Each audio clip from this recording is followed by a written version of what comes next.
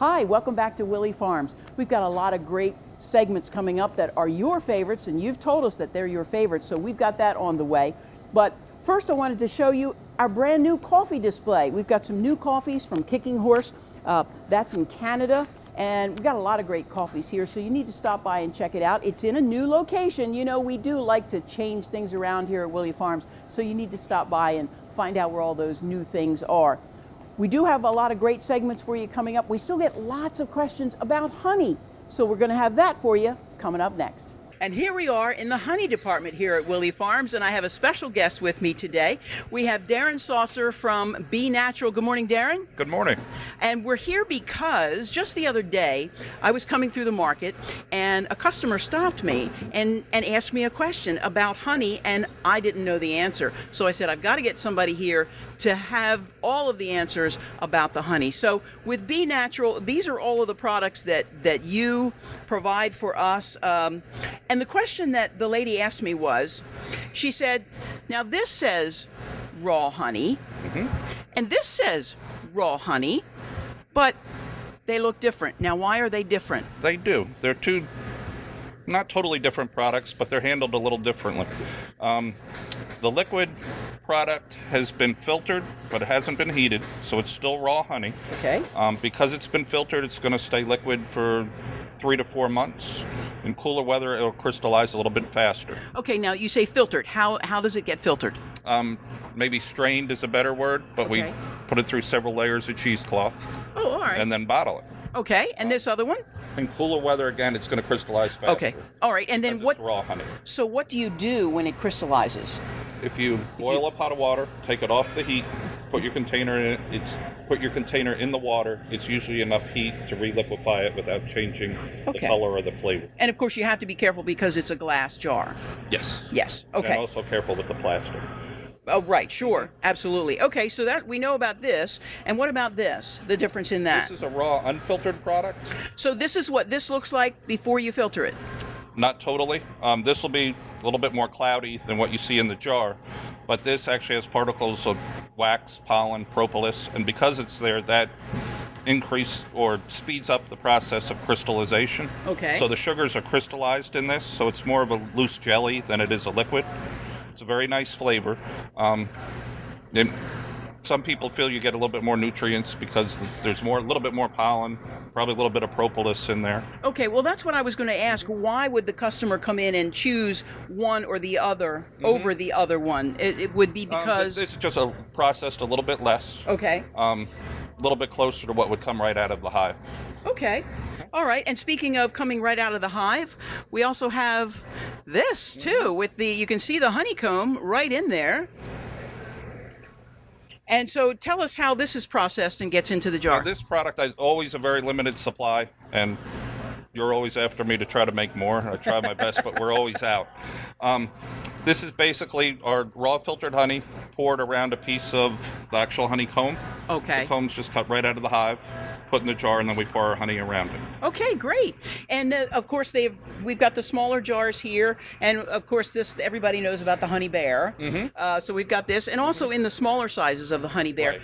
And but I try to match up the 12-ounce size, 24-ounce, 48-ounce, so you have a choice between glass or plastic. Okay, great. People prefer the glass. Right, so there is a choice there. And also, of course, we have the larger sizes of the filtered 80 ounces in either glass or plastic. I see a lot of customers coming in and they pick up the really big jars. And now how long would a jar like that last for a regular user? That's a good question. I have a lot of customers. Every 2 weeks or so, I see them getting another jar. Wow. I always tell people if you don't use a lot of honey, try to get it amount that you'd use in 3 to 4 months because the raw honey will start to crystallize. It will start to crystallize, and then you have some issues. Okay. Now, when I first started coming here and seeing the honey display, I saw this. The pollen. Now, it's honeybee pollen, and you can see that it's little crystals. It's not in liquid form at all. So tell me about the pollen and what we can use that for and why people want to buy the pollen. Sure. It's actually pure plant pollen, and we collect it from the bees as they're coming into the hive.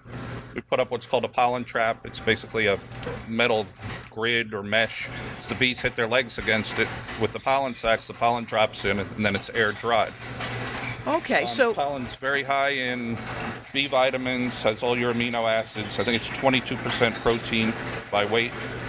I did hear that some people are using the pollen, like a teaspoon of pollen, instead of those energy drinks because it does give you lots of energy. Being 22% protein, it definitely gives you a big boost. Okay. And you want to eat that raw, so you take it off a spoon, put it in a smoothie. Some people sprinkle it over ice cream. There's no sweetness to it. Okay. Tastes a little bit like wheat germ, maybe. Maybe put it on your cereal? Can put it on cold cereal also. Okay, great. And how about this? We have this. It's beeswax. And why would someone come into the market and purchase a brick of this beeswax? Beeswax can be used for crafts, woodworking, people that want to make their own skincare products.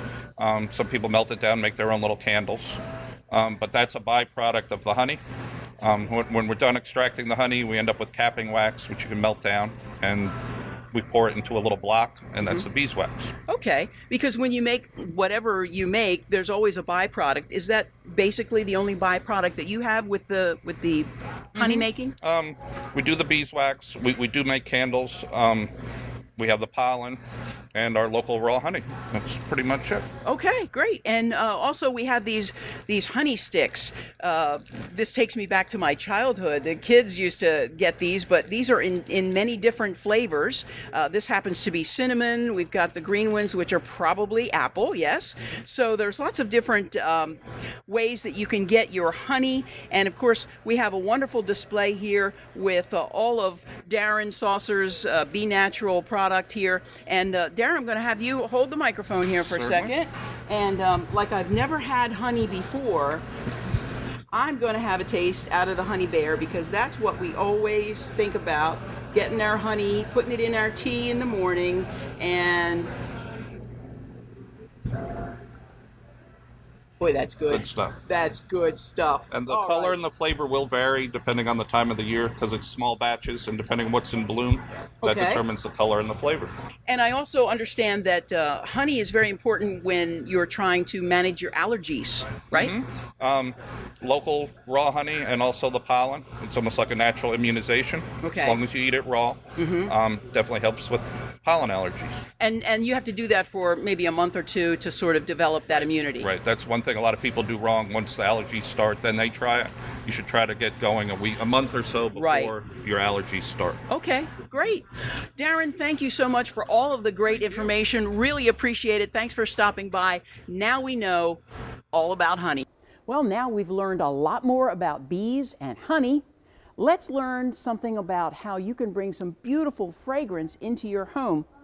Oh, this smells really good. Let's find out some more about fragrances in the house. We're down here in the home accent area, and we want to tell people about how to bring the wonderful fragrances into the home. Of course, during the summer, there's all the lovely summer fragrances, but now we're closing up the house, getting inside, and Gretchen's here with me. We're going to talk about all the different fragrances and how you can do that with candles, potpourri, and all kinds of things. So Gretchen, what do we have first here? Well, over here on the end, we've got what a lot of people are used to seeing is the jar candles, the pillars. Right. Even some that are just a little different, but they're all in that same vein of a big container. And some are scented and some are not, right? The ones we're seeing here are all scented, but yeah, there are unscented ones too. And we're going to talk about how we can still get a scent using the unscented candles. Correct. Okay. Correct. So we go from the big jars down to these little guys, which is a votive. You put these guys in containers because they do melt and melt down, so you always want to put them in something. From there, we go down to a smaller size, which is a tea light. These guys are really cute. They only burn for 4 to 6 hours. So it's great for the evening. Great for the evening, or if you're having a party that might last about that. I mean, they're done, finished, and self-extinguish in that amount of time. And something that you were telling me just the other day is when you're talking about and thinking about doing your arrangement and doing candles and things, you said do it in odd numbers. Do ones, like you have 3. 3s, 5s. Yep. It's just looks somehow, for some reason, More It looks organic, better. natural. Okay. It's a weird thing, but you can't go wrong. Can't Okay. go wrong doing it. So now I see different ones here. These are different than the tea lights. Yes, also still small, very nicely scented. These guys don't have a wick. You actually have to warm them in some way. This one here happens to be an electric burner. These guys are both electric burners. This one has a great Oh, candle in it's there. warmed just by the light bulb. Yes. Okay. And then you put your tart up here. We've got this guy, which is not electric. This is one that you would put another tea light. You could make it fragranced if you want. This one happens to be not fragranced. Right. Drop it down in there, and then you would grab one of these guys, break it Break it up, put it in, there. and your scent's going all And as around. it melted down, it would let the fragrance go. Yes. Wonderful. Yes. You go into potpourri, which is no candle flame, no anything. Right. It just smells good. You open the bag, pour it into a bowl, make a nice arrangement just like this, and it's just scenting not as great an area, but right around where it is. So you might put it on a side table, you might put it as a And it's a coffee softer table. scent. Yes. A little yes, softer. and But it softer. but it uses, like I see, cinnamon sticks and apples and oranges and yeah, things like and that. a lot of natural things that are in there that have a fragrance also, but they also add fragrance to this. Okay, and we'll talk about that next, right? Over Yes, here on this yeah, next table? yeah. Okay. We're going to come around this way, and there is a way to have things that aren't scented still have ambiance with a light if you didn't want fragrance, or say you didn't like the fragrance that something came in, because some fragrances are harder to find in a potpourri. Right. Like I like bergamot, I like patchouli. You don't always see those. You see peppermint, you see cinnamon, you see Right. things like that. So you can go around. These I just picked up from outside. Different kinds of leaves that are just looking beautiful because they're changing for fall. Some winterberry. Just put them around your candle, and then this is some beautiful moss. This is Little moss. Norway moss. Okay. Just fatten up what you might have already found. If you might not have to fatten it up. Right. And then the essential oils, you'll put a drop, 2, 3 at the most, because it's very highly Right. scented. Concentrated. And you can put that on the moss or something, and then you'll have fragrance there, and it'll be the fragrance you prefer. You have the fragrance that you prefer, and plus you have the beautiful light fixture. And too. there's other cool stuff too that you can put in. Like we've got rose hips and cinnamon and these really, really cool wine corks. So say Oh, right. you could just put these little guys in there. There's wine corks. You could put a little bit of scent on there. Mm-hmm. You can put a live flame, or you can use an electric A little battery electric tea type light, yeah. flame, which is Some what we've got people here. are really very, very hesitant to do anything with a live flame. So If you have children around, Right. you know, Or you might rambunctious animals. Yes, or you might be in and out of that room, and you want to be there with that flame. Right, so, right. So those kind of things are great. And for really basic, simple things, if you say, well, I'm not artistic enough to figure out how to do that and make that Yes. look really pretty, I see we have some apple cider here. Yes, apple cider. This is a mulling spice. You pop it in, keep it brewing on the stove. Yeah, just pour it in the pot. Smells great. The whole house. The whole house Smells like fabulous. you're a really, really good cook. And you get to drink it too. And then you get to drink it. Okay. Yeah. Now that's a funny looking orange. It is. These are cloves, and this has been around for years and years, and I probably wanted to say centuries. Probably. It's just an orange. You And it take has a special cloves. name too, doesn't it? It's a pomander. Pomander. A pomander. And it's just cloves. Whoops, I want to open the jar, not just sprinkle it. Right. Those are whole Whole cloves. cloves. What I did was I used a skewer and just made a pattern, went back and filled that pattern. And you just poke the cloves in there, Yeah, and yeah. and it just, Wonderful. And they stay for a really long time. oh, it They smells really do. great. It smells really And great. again, being natural and stuff, you just take this pomander. This looks beautiful, just like this. But say you have another display, you can have your scented different things, and you just pop your pomander in Right. and add it to another display. There you go. And the apples smell great. Sure, You know? sure. And another flameless candle here. too. Right, that looks like it's real. It's amazing. Yes, And yes. these sachets, this is a very easy way to bring fragrance into your home too. Very easy. No flame. Again, it's just always there. It's just an ambiance that just is warm and inviting in your house. And a couple things you want to remember is, and we've got a metal plate here. We do. It's you don't want to put it down on a finished piece of Yes. furniture. Again, essential oils, so heavily Right. scented, and it can take the finish off of a table or something that you really love. You don't want to do Right. that. But you can stick it in your You clothing can. drawers and things You can like put that. it in your clothing drawers. You can put it in Or- the closet. You can put it in the car under the seat. Oh yeah, good You can idea. tuck it in an arrangement. Right, just put the scented sachet into an arrangement Yep. that doesn't have any fragrance, and you've got Sudden fragrance. Sudden fragrance. Yes, Yeah. there we go. Okay, well, Gretchen, thank you very much. All great ideas. And of course, the folks stop by if they need an idea. Gretchen or any of the folks here at Home Accents are the ones to come to and ask the questions. Yeah. Well, now we know how to make our home smell really, really nice. And we all know that smells really make a difference with your mood and how you feel and all that sort of thing. Well, that's where we come to aromatherapy and essential oils. And we've got a whole array of essential oils here. And we've talked about that before. We have everything from lavender to orange to rose to patchouli. Do you know about patchouli? Well, we've got more information about essential oils coming up. But you got a lot of product in here for health that you don't necessarily eat. Oh, that's absolutely right. We have a whole ton of extracts, and we have the essential oils, which is really for wellness and for mental health. It's for your mental health. It helps you sleep better, and it just makes you feel better. Yeah, see, I was always wondering what essential oils are, and it's aromatherapy. I mean, so, you know, for smell, what are we going to do here? Well, we have over 40 varieties of essential oils right here in the store. We also have the extracts as well, but today we're going to work with the essential oils. Now, you can use it for a lot of different things. What I'm going to show you is how you can use an essential oil to put in your bath water just to make you feel better.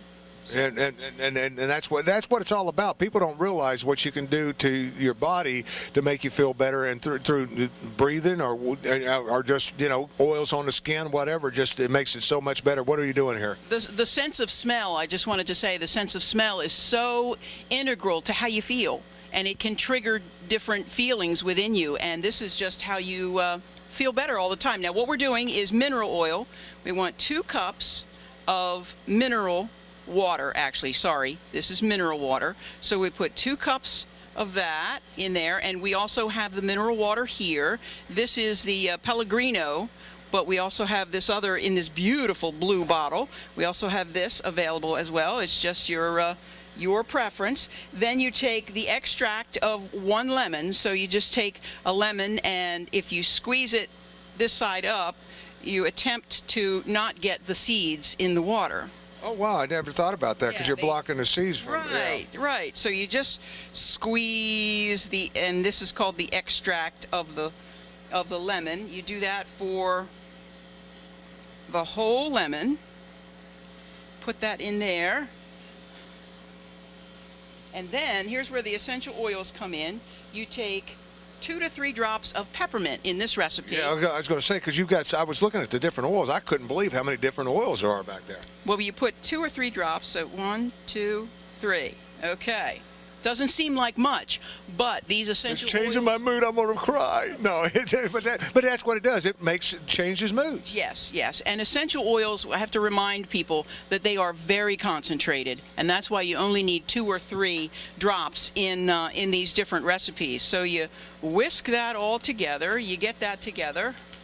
And can you smell it? I can. I mean, it's amazing to me that, you know, and this you would add to a bath, you're saying, or? Yes. What you can do is you put it in this little spritzer bottle, which is what I'm doing right now.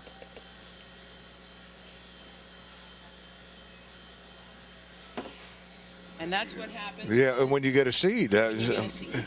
Yeah, so then that's what we have, is a seed in the way. Yeah, so we'll do it this way. There we go. There we go. We'll get just enough in there so that we can show you. You put it in a spritzer bottle, and then what you do is you spritz it like after a bath. You spritz it on yourself.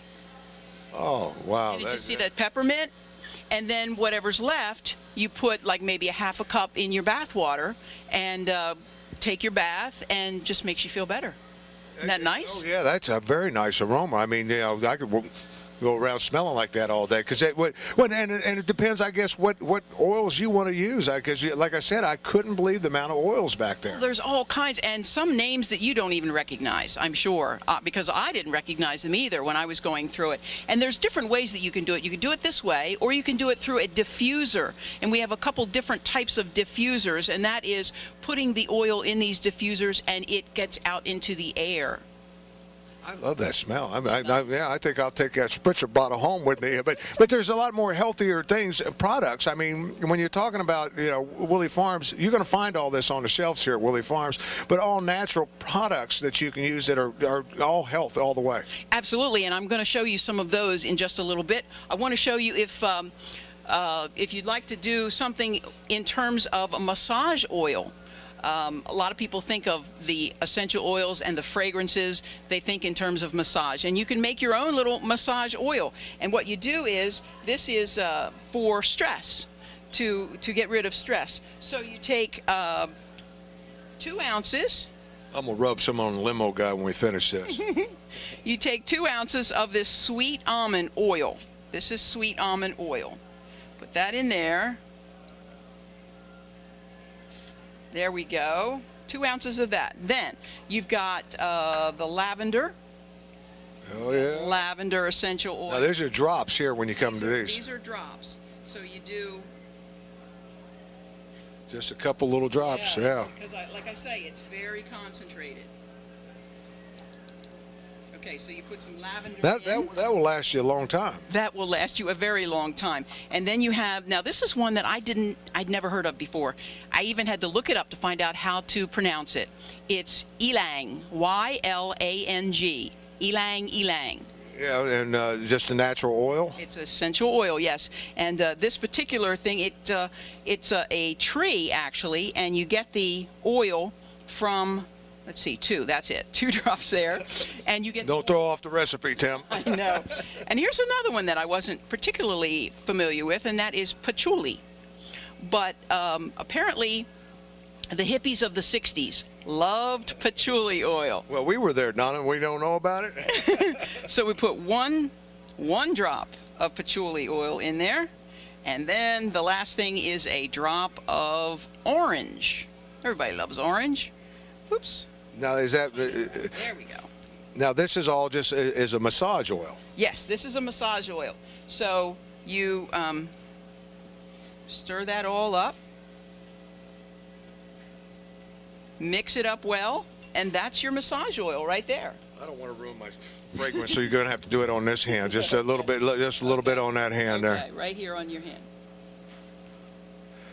Well, that feels good. Yeah, see, Yeah. it feels good, and then got a nice aroma It's a too. Yeah, fresh yeah, aroma. right, Yeah, right, right. fresh aroma. I like that spritzer one myself. That peppermint, I'm gonna smell like peppermint all day. But like I said, that's one of the different recipes that you can make, and I guess you can go online and find a lot more of. there's so many out there. Well, here we are once again at the sampling station where all that good food takes place. And today we're going to talk about feeding the kids. Your kids, a lot of times some children do not like to eat their vegetables. Here's a way that you can get them to eat their vegetables, because most every kid I know likes tater tots. Well, today we're going to make healthy baked broccoli tots. And first, of course, you have to start out with broccoli. Now, you need to blanch that broccoli. And if you don't know what that is, you put a pot of water on the stove, get it up to boiling, then you throw the raw broccoli in there, time it 1 minute, no less, no more, 1 minute, get it out of there, and run it under the cold water of at your sink, or put it in a bath of cold water with ice in it. Just stop the cooking of the broccoli, and it turns that beautiful bright green color. It's great. Then you need to cut it up. You need about 2 cups for this recipe. So you just start cutting it up. Now, there is a option of, if you have one of those fancy little ricers, you can do that too. Or you can just chop it up into nice little pieces.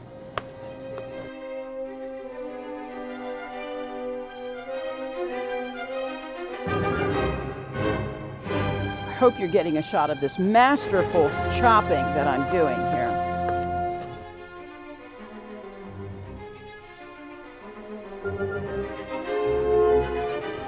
Okay, so now you've worked really hard getting your broccoli all chopped up, nice little pieces, and then you take the broccoli and you put it in the bowl. You get about 2 cups, put it in the bowl, and then you do need to get your oven preheated to 400 degrees. So you got that preheating while you're doing your chopping. Then you've got some parsley. Now you can use a different herb if you like to. If you like the taste of cilantro, you can put that in there, or rosemary. The recipe calls for any of that, but I kind of like the parsley. So you get the parsley, and you only need a couple teaspoons of the parsley. So let's take away the big stems, take those away, and then we just use our excellent chopping technique and chop up the parsley. There we go. And you try not to chop your fingers in the process. And I suppose if you were really in a pinch and you didn't have fresh parsley, or you didn't have a way to get fresh parsley, you could use the parsley flakes.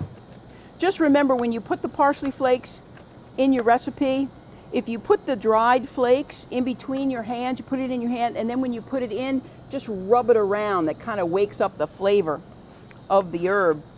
So there, we're going to put that in there.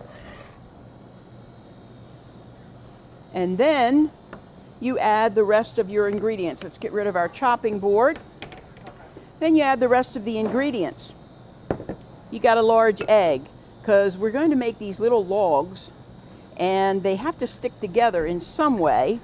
We put in 1/3 of a cup of the shredded cheese. We put in 1/4 cup of minced onion in there. There we go. And then here's some things that also helps to keep it together. We've got the 1/3 of a cup of the Italian seasoning. After the Italian seasoning, you put in 1/3 of a cup of panko crumbs, bread crumbs. Just a little bit of pepper. Put some of that in there. A little bit of salt. You can do it without the gloves, but I'm going to put the gloves on, because the best way to get this all mixed up, use your hands. So that's what we're going to do. So we've got everything in here. We got the egg, the panko crumbs, the bread crumbs, the broccoli. And hopefully this is all going to stick together and be nice and tasty. Okay, I think it's pretty much. You can take a little scoop if you want to, or you can just pick some up with your hands. And you make a little meatball with it. Spray your cooking pan with a little bit of oil, or you can put parchment paper down if you want. And then after you make your little log, you put it down there. There you go. See, that's working together pretty good. Make a little meatball, because remember, we're trying to make them like little tater tots, only they are broccoli tots. And you just keep working through all of your ingredients, and you get it out there on the, ooh, that one looks good. I like that one. Okay. All right, so finally you get down to the last of your ingredients. You get them on the cooking sheet there. Okay, and you put them into that oven, that 400-degree oven, for about 14 to 24 minutes. But halfway through, you want to remember to turn them over, because they get nice and brown on one side. Then you want to just open the oven real quick, flip them over, but be careful because they are a little delicate. Flip them over and get them browned on the other side. And once you do that, then they come out looking like that. And your kids are going to go, ooh, tater tots. We like tater tots. Well, they're not tater tots. They're healthy baked broccoli tots. And I was talking to Hayden before we started shooting today. Come on in here, Hayden. He said, oh, can you save me one? No, we don't have to save you one. You can be our taste tester. How you doing? That's a great job for me to have. I am it's a great job ready for and you. willing. Okay. So, and we've got dipping sauce too, and you can do whatever your favorite dipping sauce is. I got ranch right here, and I did a little prep last night to do some of these, and I used a sweet Vidalia onion kind of a dressing as mine, and that was quite good as well. So see what you think of our broccoli tater tots. Anything nice and creamy, it sounds like it would go great with it. Yeah. Here we go. There we go. Take yours, and I'll have a little bit here. right. We're ready. Ready? All right, ready to go. Okay.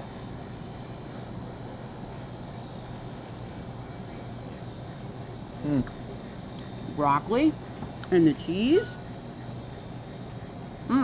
Match made in heaven, those two. There you go. Wonderful. I think that's very good. And don't you think the kids will like this? They like that they're little tots and it's finger food and they can dip. Yep. All right. So there you go. A way to get your kids to eat some healthy broccoli with healthy baked broccoli tots. Wonderful. Well, there you go. Some of your favorite segments from shows past and a little something new, those broccoli bites. They're really, really good. I think I'm going to go over and finish them in a little bit. Hope you'll stop by. Willey Farms were really easy to find. Route 13, Townsend, just south of Route 1, south of Odessa. If you're traveling on 1 coming up north, we're just north of Smyrna, so we're really easy to find. You can find us online at willeyfarmsde.com. Of course, you can follow us on Facebook, Instagram, and Twitter as well. So you can find us a little bit of everywhere. Hope you enjoyed the segments that we had for you today. We'll have more on the way. In the meantime, do you know how good avocados are for you? I think I'm going to go have one. See you next time.